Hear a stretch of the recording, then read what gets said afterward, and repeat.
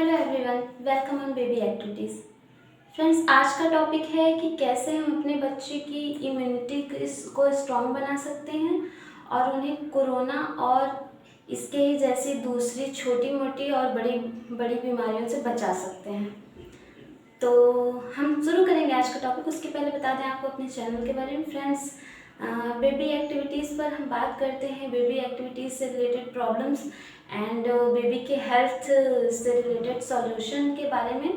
तो अगर आपके बच्चे की भी कोई भी किसी भी तरह की समस्या है तो प्लीज़ हमें उसको कमेंट बॉक्स में लिख के ज़रूर भेजें। हम उसका सॉल्यूशन आपको देने की पूरी कोशिश करेंगे। आपको यहाँ पर बता दें कि इस चैनल पर हम जो भी जानकारी आपको उपलब्ध कराते हैं उसे कई बार क्रॉस चेक करने के बाद ही आप तक लेके आते हैं, ताकि आपके बच्चे को किसी भी तरह का कोई नुकसान ना हो। इसलिए आप हम पे पूरा विश्वास कर सकते हैं।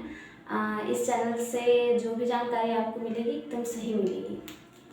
तो जब बात करते हैं बेबी के इम्यूनिटी को स्ट्रॉन्ग बनाने की, तो उसमें सबसे पहले हमें इस बात पर ध्यान देना है कि बच्चे को कम से कम तला भुना हुआ खाना खिलाइए। बच्चे को बाहर की चीज़ें कम से कम दें। जितना हो सके आप, अगर बच्चे जंक फूड के लिए ज़िद कर रहे हैं, कुछ भी खाने के लिए ज़िद कर रहे हैं, तो उसका ऑप्शन आप उन्हें घर में ही अवेलेबल कराइए। बाहर से चीज़ों को खाने के लिए मत दीजिए बच्चों को, इससे हानि ही होती है। उसके अलावा बच्चे को जितना हो सके पानी आप पिलाइए। इसके साथ ही बच्चे को खाने में आप दलिया, खिचड़ी, इस तरह के तरल पदार्थ देते रहिए। बच्चे को दही खाने में आप अवेलेबल कराइए। दही में विटामिन सी होता है जो संक्रमण से लड़ने की शक्ति प्रदान करता है बच्चों को। बच्चों को सलाद, संतरा और इस तरह का और दूसरे फल जैसे कि अनार और एप्पल, ये सारे फ्रूट्स बच्चे को ज़रूर खाने में दें, क्योंकि इससे भी इम्यूनिटी सिस्टम स्ट्रांग होता है। और संतरे में तो विटामिन सी होता है, जैसे मैंने आपको बताया, संक्रमण होने से रोकता है। बच्चे को नींबू भी दीजिए खाने में, हो सके जितना खाने में नींबू डाल कर दीजिए, सलाद में नींबू डाल कर दीजिए, या फिर बच्चे को नींबू से शरबत भी बना के आप दे सकते हैं। तो ये हो गई खाने की बातें। इसके अलावा बच्चे को औषधीय गुण के रूप में आप बच्चे को तुलसी की पत्तियां दे सकते हैं, लेकिन तुलसी की पत्तियां बच्चे को कभी भी चबाने के लिए ना दें, क्योंकि ये धार्मिक रूप से हिंदुओं में अच्छा नहीं माना जाता है। और साथ ही वैज्ञानिक अर्थ में भी जाकर देखें तो वैज्ञानिक भी इसे चबाना अच्छा नहीं मानते, बल्कि निगलना अच्छा मानते हैं। लेकिन बच्चा अगर छोटा हो तो वो कैसे निगलेगा? तो छोटे बच्चे को निगलने के लिए नहीं देना है आपको, क्योंकि दिक्कत हो सकती है। आपको छोटे बच्चे को पानी में उबाल के तुलसी को देना है। 4 से 5 पत्ते आप तुलसी के पानी को सुबह सुबह पानी में उबाल के बच्चे को खाली पेट पिलाइए, और आप भी साथ में पी सकते हैं, आपके लिए भी फ़ायदेमंद है और बच्चा साथ में देख के पी भी लेता है। और इसके अलावा बच्चे को लौंग और काली मिर्च भी दें। इससे बच्चे की बहुत सारी प्रॉब्लम जैसे सर्दी, जुखाम और पेट से रिलेटेड प्रॉब्लम तो दूर ही रहती हैं। और साथ ही बच्चे, अगर आप कोरोना की बात करें तो उसमें भी ये सब गर्म, दोनों ही काली मिर्च और लौंग गर्म तासीर का होने के कारण कोरोना से भी लड़ने की शक्ति रखते हैं। तो आपको काली मिर्च और लौंग को कूट कर रात को सोते समय बच्चे को शहद में मिला के दे सकते हैं, और साथ में आप भी लीजिए, क्योंकि बच्चे देख देख कर कोई काम अच्छे से करते हैं। तो आपको प्लीज़ खाने के तरीके पे बहुत ध्यान देना है। औषधीय गुण वाली चीज़ों को अगर आप गलत तरीके से देंगे तो बच्चे को नुकसान भी कर सकता है।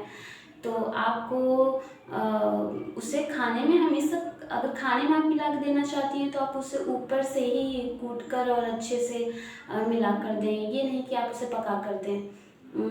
तो इस तरह से दीजिए। इसके अलावा बात करते हैं बच्चों के योग और प्राणायाम की। तो बच्चों के योग और प्राणायाम में जैसे घर में कोई भी बड़े बुजुर्ग अगर योग और प्राणायाम कर रहे हैं तो आप बच्चों को उनके साथ ज़रूर योग और प्राणायाम करने दें। और अगर आप सेपरेट फैमिली में रहती हैं तो अगर पिता अलग और माता अलग अलग टाइम पे करते हैं तो बच्चे फिर उतना इंटरेस्ट नहीं लेते हैं। लेकिन अगर मम्मी अकेले घर पे हैं उस समय प्राणायाम करें तो बच्चा भी ज़रूर इंटरेस्ट लेगा। और अगर दोनों लोग साथ में कर सकते हैं फिर तो ये बहुत अच्छी बात है। तब तो बच्चे देख देख कर करते ही हैं, उनके पास कोई ऑप्शन ही नहीं बचता है। लेकिन अगर आपका बच्चा बहुत छोटा है तो आप उसे कैसे प्राणायाम कराएंगे, क्योंकि वो तो सीख भी नहीं सकता। प्राणायाम आपके फेफड़ों के लिए बहुत अच्छा होता है, तो इसलिए बच्चों को भी इसे ज़रूर करना चाहिए। तो मैं इसके ऑप्शन में बच्चे को सीटी बजाने के लिए देती हूँ, क्योंकि इसमें सांस रिलेटेड ही हम एक तरह से एक्सरसाइज करते हैं प्राणायाम में। तो जब आप बच्चे को सीटी बजाने के लिए देते हैं तो ये बिल्कुल उसी तरह से वर्क करता है जैसे प्राणायाम। ये किसी ने कहीं बताया नहीं है, लेकिन ये मैं अपने बच्चे के लिए करती हूँ। और आप भी सोचिए कि इसके ऑप्शन में आप इससे बेटर क्या कर सकते हैं। अगर आप इससे बेटर कर सकते हैं आप, तो आप उसे भी ट्राई करिए। और नहीं तो आप, अगर आपका बच्चा प्राणायाम भी सीख नहीं सकता है, छोटा है, 2 साल का है जैसे मेरा बच्चा, तो आप उसकी जगह उसे सीटी बजाने के लिए दीजिए। तो ये चीज़ें हैं, लेकिन इन सारी चीज़ों के साथ साथ बच्चों के लिए खेलना भी बहुत ज़रूरी है। बच्चे हमेशा एक्टिव ही रहें तो बेहतर है, क्योंकि अगर वो एक्टिव नहीं रहेंगे तो घर का कोई काम भी नहीं करेंगे ना। छोटे बच्चे हैं तो इसलिए बच्चों को एक्टिव रखने के लिए बच्चों को खेलने दीजिए, घर में ही उनके साथ कुछ ना कुछ खेलिए। एक्टिव रहना तो आपकी इम्यूनिटी के लिए सबसे ज़्यादा ज़रूरी है, रोगों से लड़ने के लिए ज़रूरी है कि हमारी बॉडी में ऐसा एक्टिव रहे। तो प्लीज़ बच्चों को घर में खेलने का माहौल ज़रूर क्रिएट करें। भले बाहर जाने का भी माहौल नहीं है, लेकिन जैसे ही परिस्थितियाँ थोड़ी नॉर्मल होती है तो बच्चों को बाहर भी खेलने ज़रूर दें, क्योंकि ऑक्सीजन भी बहुत ज़रूरी है। तो इन सारी चीज़ों का ध्यान रखें, छोटी छोटी बातों का।